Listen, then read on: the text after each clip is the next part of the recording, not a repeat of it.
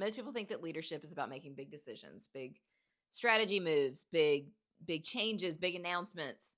But the most of the work that actually matters, that keeps teams healthy, is completely invisible. And I think about this a lot as I talk to the leaders that I work with, because a lot of times it's kind of boring. Because when you look at how leadership works on a day-to-day basis, the job rarely looks dramatic. It's way quieter. It looks a lot more like someone pulling someone else aside after a meeting and saying, hey, that did not land the way that you think it did. Or it's bringing two people into the same room because their roles have started overlapping, things are getting murky, and we have to kind of suss out who's doing what. Sometimes it's just noticing like slight tension within a team and saying gently but definitively, something feels off here and we need to talk about it. None of that shows up anywhere measurable. There's no like KPI for the moment when someone feels heard or feels dismissed. There's no dashboard that tracks the relief when two people are realizing that they've simply misunderstood each other. No one's maintaining a spreadsheet or column called prevented future resentment. But that's the work that really matters and is really real, because most teams, they don't fall apart all at one time. They drift apart slowly.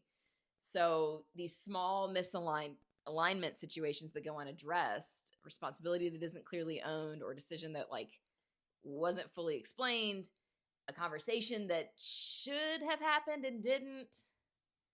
Those small things over long periods of time create these gaps that widen, and people start to interpret situations through their own assumptions instead of a shared understanding. And the leader starts hearing slightly different versions of the same story depending on who's telling it. Does this sound familiar? Underneath all of this, we have an alignment issue. Healthy organizations spend way more time maintaining alignment than most people realize. And it takes work. The work is also rarely dramatic.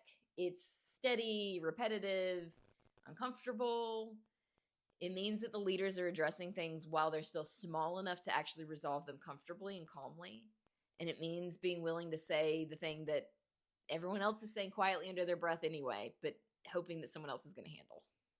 One thing that I've noticed over the years is that the healthiest teams often look super boring on the outside.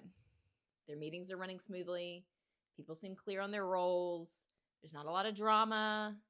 Problems are addressed quickly. When I look at those environments, it's not that conflict doesn't exist, because it does.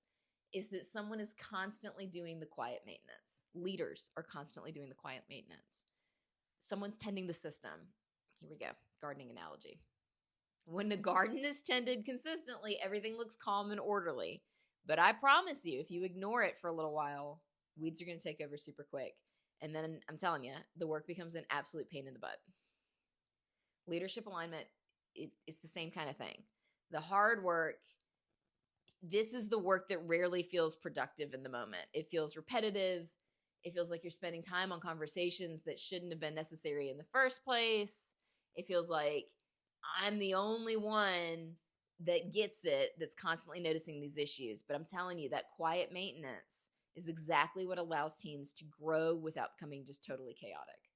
Alignment is what allows multiple people to move in the same direction without constant supervision. And it's what allows responsibility to actually stay distributed amongst who it's supposed to be in the hands of. This is something that I've come to believe over time. Culture, it's not built in the moments of celebration.